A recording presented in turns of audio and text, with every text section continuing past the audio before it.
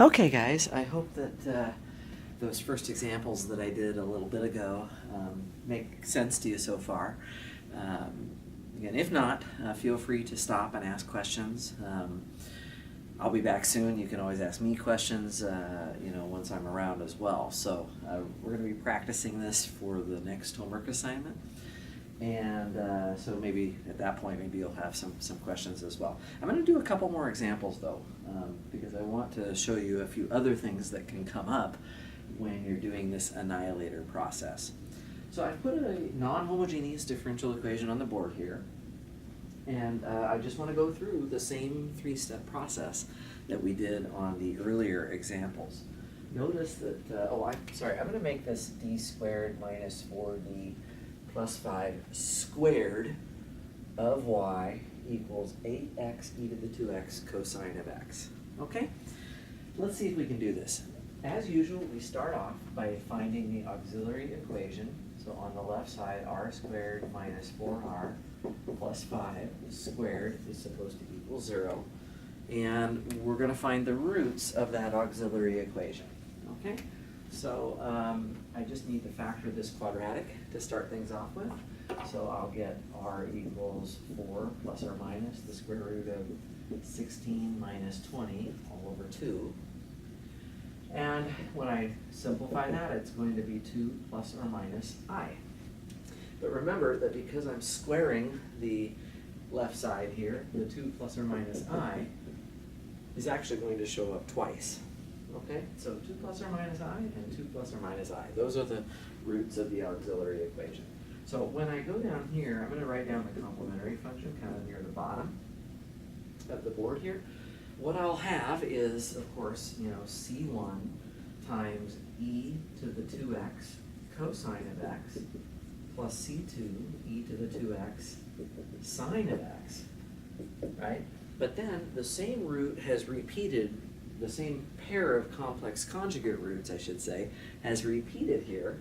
So I'm going to add 2 more terms that involve stacking x's in front of the e to the 2x cosine x and e to the 2x sine x. So C3 and C4 with an extra x in front of them, right, times those 2 terms respectively. Okay? So hopefully everybody's good with this part. This is really just section 8.2, right? We're just solving the homogeneous differential equation that corresponds to this one, and that just means we need to get these roots and write down the answer, okay, based on what those roots are. So we have a couple of complex roots that are repeated a couple of times. Okay? So with that taken care of, I'm going to go back up here, and I'm going to talk about the new material, which is the step 2. Step 2 of the process is to get a particular solution to the differential equation. So I look at the right-hand side. The 8 is just a constant, so I'm going to ignore that for now. I'm just going to focus on the annihilator of the x e to the 2x cosine of x.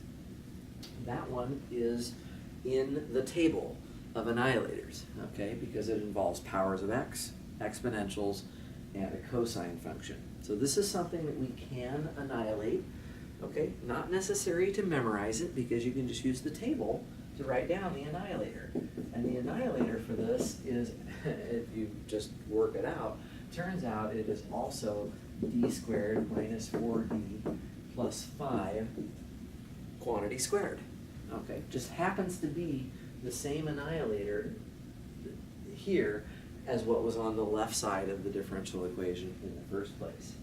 So when I look at the new roots that applying this annihilator would give me in the auxiliary equation, it's actually just 2 more copies, 2 more repeats of the same roots that gave me the complementary function in step 1, right? So what I need to remember then is that when I'm writing down the form of the particular solution, is that these new roots are not really new, okay? They've already occurred twice in the complementary function. So I am now going to be seeing those same roots for the 3rd and 4th times. And so I have to continue stacking those x's in front of these terms. So what's that going to look like? Well, I'm going to have something like a x squared e to the 2x cosine of x plus b x squared e to the 2x sine of x, okay? And then I have to keep going because I have to take the 2 plus or minus I one more time. So I'm now going to get cx cubed e to the 2x cosine of x and dx cubed e to the 2x sine of x. So 4 more terms. This time, instead of C1, C2, C3, and C4, I'm putting A, B, C, and D. But the same roots have repeated 2 additional times here in this step. Now guys, as I was saying in the earlier examples, you technically should be able to find A, B, C, and D. The thing of it is, though, is that the way you find A, B, C, and D is you plug the particular solution back into the differential equation. And you'll notice that that's going to require me to take 4 derivatives of this particular solution. 4 derivatives. And this is not an easy expression to take even 1 derivative of. So this would be way too hard to solve for A, B, C, and D by hand. Okay? In theory, yes, we should be able to find A, B, C, and D. But if I ask you something like this problem, right, if I ask this on a test or a quiz or even a homework assignment, it's just going to be too much to actually find A, B, C, and D. So the way that I will generally ask a question like this is I'm going to say something like, find the form of the particular solution. And this would be the correct form of y sub p. It's the form of the trial solution, right? This is how it should look. But we're not actually going to expect you to find A, B, C, and D, okay? The other thing I want to point out is that once you've written down the complementary function, and once you've written down the particular solution, step 3, which is where you actually write down the final answer, remember step 3 is where you add the complementary function to the particular solution. Well, it's going to take you a whole bunch more writing to just recopy the complementary function and the particular solution. You can do it, but if you'd rather just write y of x equals y sub c plus y of p, y sub p, if you write that down, and then please help me out by putting in a box the other parts of the solution. Okay, if you circle the y sub c and the y sub p, and then you put this at the bottom of your paper, I'll be good with that. Okay, it'll save you some writing, and it won't be so bad to work it out.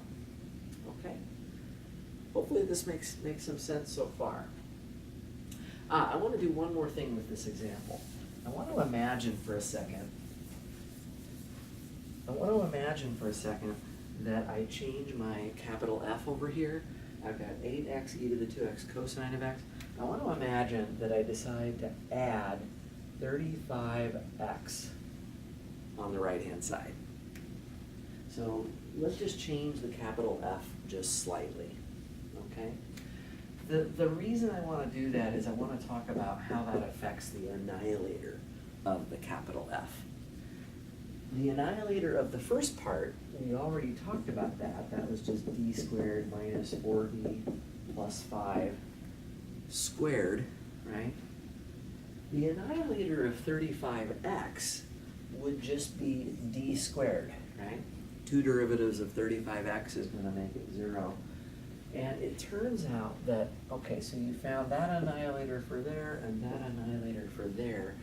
It turns out that what you do with the annihilators when you have a plus sign here, right? There's a plus or a minus, right? If there is a plus or a minus between these terms, you have to multiply the annihilators of those 2 terms.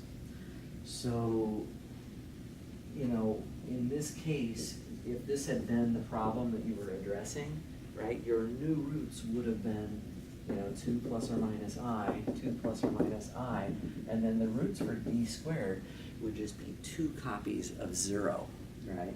And so in your particular solution, right, you have a times something plus b times something plus c times something plus d times something that goes with those roots, right, just like we did before.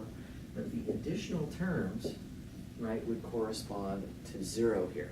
So we would have just e, and then f times, well, again, I have to start stacking x's because the 0 is repeating. Okay, so this would be 2 more terms that we would add if there was a 35x there. The upshot of it is that if you have a capital F that involves addition and subtraction of several terms, you need to find the annihilator of each of those terms individually and multiply them together, okay? So maybe I should actually write that down. Okay, so if capital F is equal to a sum like this, right, then the annihilator of capital F is just going to be the annihilator of F1 times the annihilator of F2, and so on. Okay, so we can multiply the annihilators of each of the individual terms on the right-hand side. Okay, so that's just something to kind of keep in mind. This is just a theorem. It's actually pretty easy to understand it. I'm not going to take the time right now in this video to do that. But addition and subtraction, these are pluses or minuses. It doesn't matter, right? You end up multiplying the annihilators of those functions. Again, there are lots of functions that we don't know how to annihilate. Okay, it's got to be things like powers of x's, right? Exponentials, and sines and cosines. I'm going to come back later and talk about what you do if your capital F is something else, right? Maybe your capital F has a logarithm in it, or a tangent, or a radical, something like that. We'll come back later and talk about how you would solve that kind of non-homogeneous differential equation. Okay. In the meantime, let me take just a minute and do one more example. Okay, we're going to practice just one last time. Okay. So just to get a little extra practice here. Okay. Let's solve y double prime minus 3y prime minus 4y equals 15 times e to the 4x. Okay? So y double prime minus 3y prime minus 4y equals 15 e to the 4x. Now, since I just said to solve it, it means you should actually work out the particular solution fully. Okay, if I only want the form of the particular solution, my question would ask that. The question would say, find the form of the particular solution. Since I did not say that here, then the default is that you should solve for all of the constants. Okay? Let's just give it a whirl. Okay, the auxiliary equation, r squared minus 3r minus 4 equals 0, right? That factors as r minus 4 times r plus 1. And so r is equal to 4, or r is equal to negative 1. And so my complementary function is c1 e to the 4x plus c2 e to the negative x. Okay? That's step 1. Now the annihilator of all of this is step 1. For step 2, the annihilator on the right-hand side, the 15 doesn't matter, but if I want to annihilate e to the 4x, I'm going to use d minus 4, and I'm going to get a new root, which which is r minus 4 equals 0, or in other words, r equals 4 is a new root. Now that is actually a repeat of a root that we had before. So for my particular solution, right, it's not just going to be e to the 4x, it's going to be x e to the 4x. Okay, so there's the particular solution. I only have to take two derivatives of it, but I am going to have to do the product rule here. So when I take the derivative of this form of the trial solution, right, I'm going to take the first term times the derivative of the second, so that's going to be that, plus the second term times the derivative of the first, and there's the answer right there, okay? And then I have to take another derivative of this, so the second derivative, okay, again, first term times the derivative of the second is going to be 16ax e to the 4x plus 4a e to the 4x, and then plus another 4a e to the 4x. So all of that is the second derivative. Now a little tip here, I'm going to plug those derivatives into the differential equation, but I want to notice that all of the e to the 4x's, all of those e to the 4x's are going to cancel on the left side and on the right side. You see you have an e to the 4x here, and everything on the left side is also going to have an e to the 4x in it. So I'm going to save myself the trouble of writing down the e to the 4x's, if that's okay. In other words, I'm going to essentially factor it out and cancel it with the right side. So the right-hand side is just going to have a 15 on it. Okay? Now what am I going to have on the left side? Well, two derivatives here, but again, I'm only going to keep track of the stuff that is not involving the e to the 4x. I'm not writing down e to